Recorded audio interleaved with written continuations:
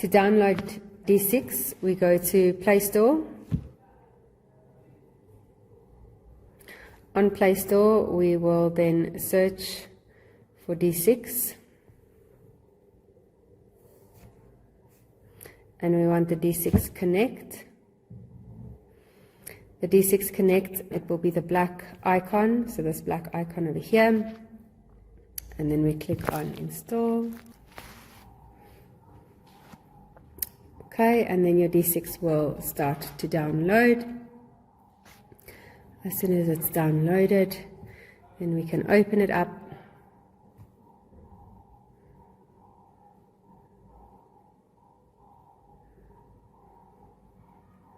Right, it's going to ask for a telephone number, or you can enter an email.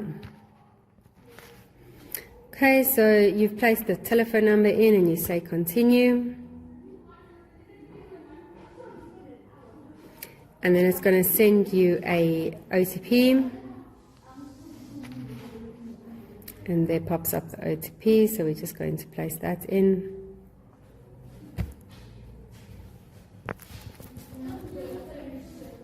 Right, and then you should already be connected to a community. If you're not connected to the community, you can just go and find a community, and then that's where you're going to go and look for Hoogenhout. However, if you are connected to a community, if you've been set up correctly on the child's profile and your number is the parent's number, and you're using the same cell phone number, then you're going to choose Hoogenhout that's already there. You don't need to click on anything, you just say continue.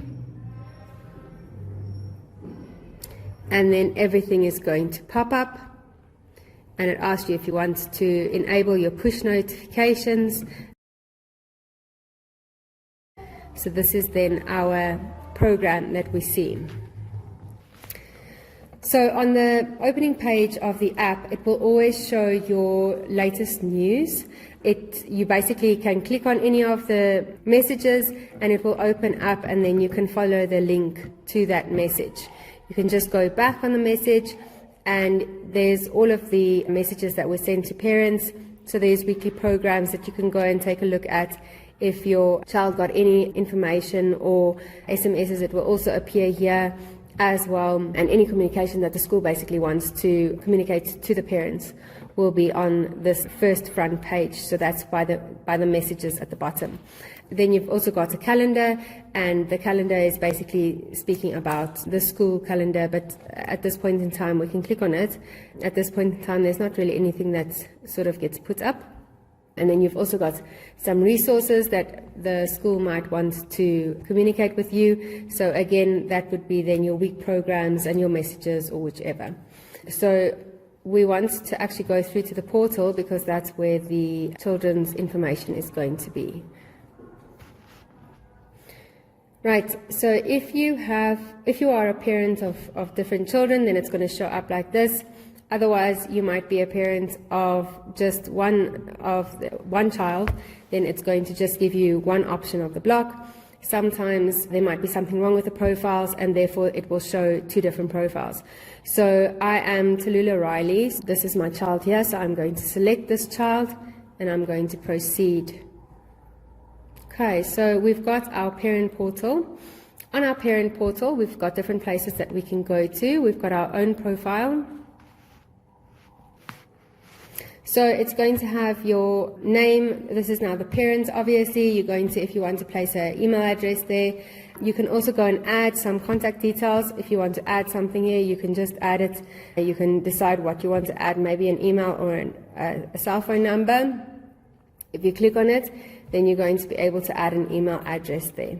You can update information as well. Perhaps there is something that you'd like your preferred language to rather be Afrikaans than English. Then you can go and change it over there. Your viewers as well. Let's say you've got an auntie of the child that will also like to see what's happening with the child, and you can add a viewer, and this person can go in and just view, the basics of what's happening around the child himself. Okay, so if we go back, we'll go to a school profile. So here we've got our profile that speaks specifically of Tallulah Riley. That's the parent, and then my child is Techno Mask. So I'm going to choose this profile because that's the school profile that I'd like to choose. Personal information is my own information, so I've got Tallulah Riley, and then I can add an ID number. Also, I don't need to add an ID number because it's not necessary information. So we can go on from here. I can go to my contact details, and again, this is a place that I can go and change anything that I need to change. At the bottom, again, once I've changed anything at the top here, I can go and update the information at the bottom.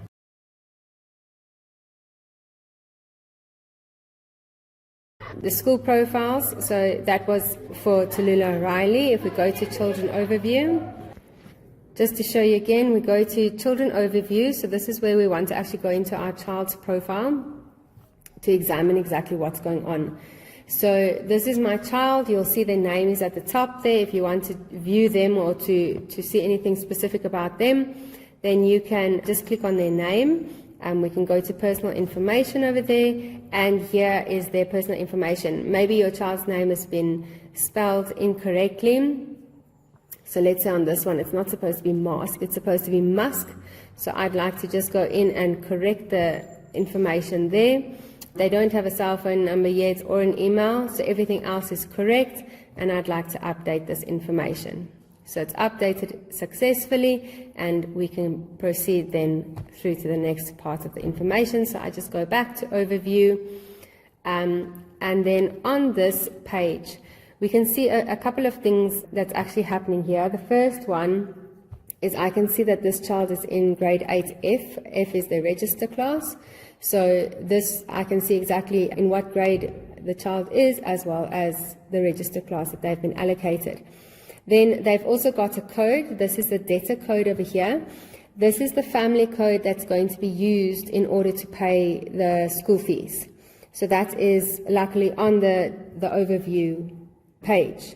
Your marks average, if we go to the first block, marks average.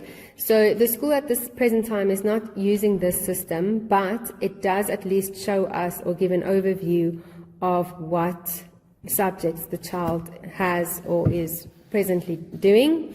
So there's a list of all of their subjects, and when the school actually decides to start using this system, then you'll be able to see a mark for each of the subjects, and then there will also be a grade average that comes in on the page. If your child is perhaps in grade 9 or grade 10, you can always go to the drop-down menu on 2025, and it will show the previous years, and you can go back on that one. Right, so that's your academic marks. Then you've got days absent. If your child was absent, they would show a nice red block over here to say how many days he is absent. If he hasn't been absent, then we just see that it's a nice green star there.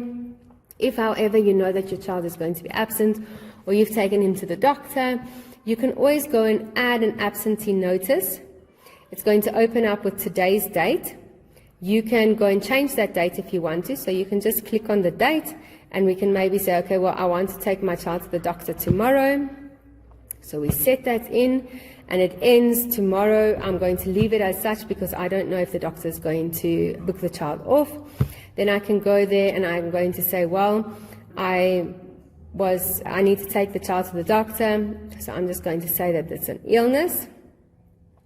Your message here, I'm just going to write there, doctor appointment.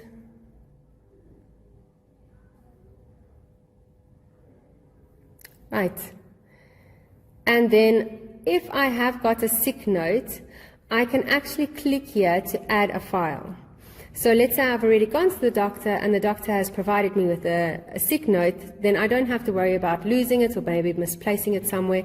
I can just go and add the file over there. And if you click there, you've got the option of going to your files. Perhaps the doctor has emailed the sick note to you, and you can save it in your files and retract it from there. Your gallery, perhaps you've already taken a picture of it, then you can just go and retrieve it from your gallery, or you haven't yet taken a picture of it, so you can use your camera and then be able to take the picture. So that is if you've got the sick note. So once I've done everything here, I want to submit my absentee notice, and that then gets submitted to admin. So the pending notice will stay there, and that will then go through to the people that are administrating the D6 portal. Right, if we go back to our overview, we can see here discipline points. So if we click on the discipline points, if the child has got any discipline points against them or on their name, then a nice red block will come up here and show exactly what points have been registered against their name and for what specifically it is. Right.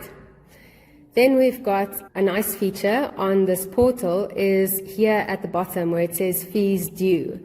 So this is the finance system, and this actually allows you to see how much you might be in credit or debit on your school account. So we've got our statements account, which again is showing the same debtor account.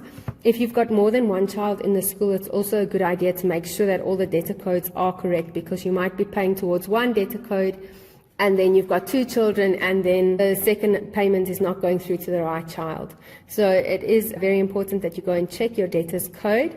Your opening balance will perhaps be what you had at the beginning of the month, your invoiced amount for the month, and then the paid amount that you have paid. If you have paid up, then it's going to show as a 0. If you haven't paid the fees as yet, then it's going to come out as a red. If we go into account payments, then we can see the fees that are due. So the fees, we've got two amounts that are outstanding there, that are due, that have been paid, sorry. And then other payments that might be due will show up here. This might be for sport or for courses or books or such things. Right. We can always, this section over here, so the bottom section is where you're going to be allowed to load funds for your children perhaps to use at the tuck shop and be able to buy food and other such things. So this is the finance portal. It is new on the portal, but it is also very nice. So if we go back, then we get back to our overview page. And if we go back to our parent portal, you'll see as well there is a list of items here, just as you saw in your overview. Children's information, exactly the same as what we saw when we clicked on the child's name. We've got the academic marks as well, just the same as what we clicked on the overview. We've got the attendance. This is where you're going to place your doctor's note. You'll see mine is still pending there. And then we've got our discipline, which shows what SMSs or disciplinary procedures might be against the child's name. And then we've got, lastly, our finances. So you don't have to go into overview. You can directly go into, from the portal, you can go into finances.